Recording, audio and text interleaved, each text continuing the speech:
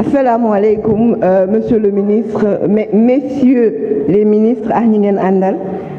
Bonjour, madame la présidente, assalamu alaikum, monsieur le ministre, avant mes dem ci biir dama bëggoon laajte ci objet Senghor yi ngeen récupérer le coût également ndax prévoir ngeen ay musée buñ ko mën a def. Toujours dañuy gis également on ne voit pas la politique. Moi, je crois que vous allez changer ça en quelques mois. Parce que la politique culturelle du président Macky Sall, moi, je ne la comprends pas. Je sais que celle de Wade était vraiment construite autour de la Renaissance africaine. Ça allait au-delà des aspects danse, musique, etc. C'est pour cela qu'on a pu construire, avoir des grands projets culturels, monuments de la Renaissance, Grand Théâtre National, l'édification de la place du Souvenir, le musée des civilisations noires, la maison de la presse, un programme national de développement culturel. Parce que je vois que ça marche bien. Ceux qui disaient que c'était des éléphants blancs, là, ils se rendent compte que c'est vraiment des investissements économie. Ma bëggoon laaj également au-delà du patrimoine matériel qu'on voit, hein, c'est-à-dire mën nañu wax waxu lii am na fii wala lële mais dañu am ay patrimoine immatériel. Je pense que yow ak ministère du tourisme mën ngeen liggéey ci patrimoine immatériel boobu. Quand je vois des films sur Gandhi par exemple qui génèrent des milliards, qui attirent les touristes en Inde parce qu'il y a quelqu'un, un homme qu'on a vendu, c'est vrai qu'il a un parcours. Mais nous, on a Serigne Touba, on a Mame Maodo Malick, on a un patrimoine immatériel qu'aucun autre pays n'a et qu'il faut mettre en exergue et pouvoir le vendre à travers des documentaires et des films que nous vendrons à l'international. Après, là, je voudrais venir sur l'économie parce que tout à l'heure, le ministre des Finances, vous avez fait un grand meeting ici.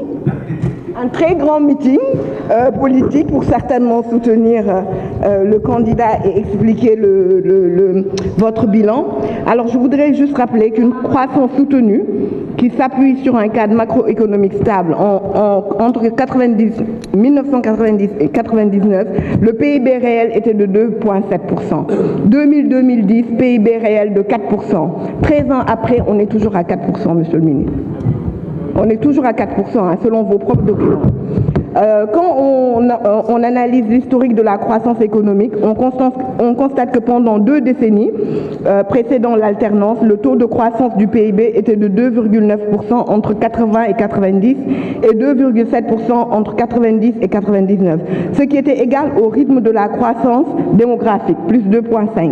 À partir de 2000, ce taux a atteint plus de 4%, ce qui est le double du croît démocratique. Aujourd'hui, 13 ans après, vous en êtes toujours à vos 4,2%. Je peux entrer dans des détails comme le revenu moyen, etc.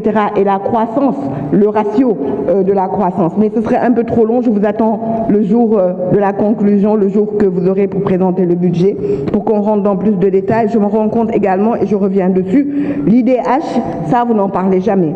Parce que ce qu'il faut comprendre pour ceux qui nous écoutent, l'IDH, c'est la santé, c'est l'éducation, c'est le taux de mortalité, etc.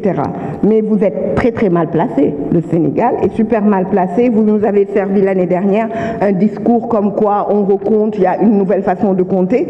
Mais moi, je pense que vos comparaisons, il y a des erreurs. Dans la mesure où, à chaque fois, vous comparez, par exemple, des salaires, le pouvoir d'achat des Sénégalais, en vous basant et en nous rappelant, par exemple, qu'on était à 800 milliards de budget en 2000. En 2000, maintenant, on est à 7 000 milliards. Donc, il faudrait multiplier par 9 le salaire des gens. À la parole.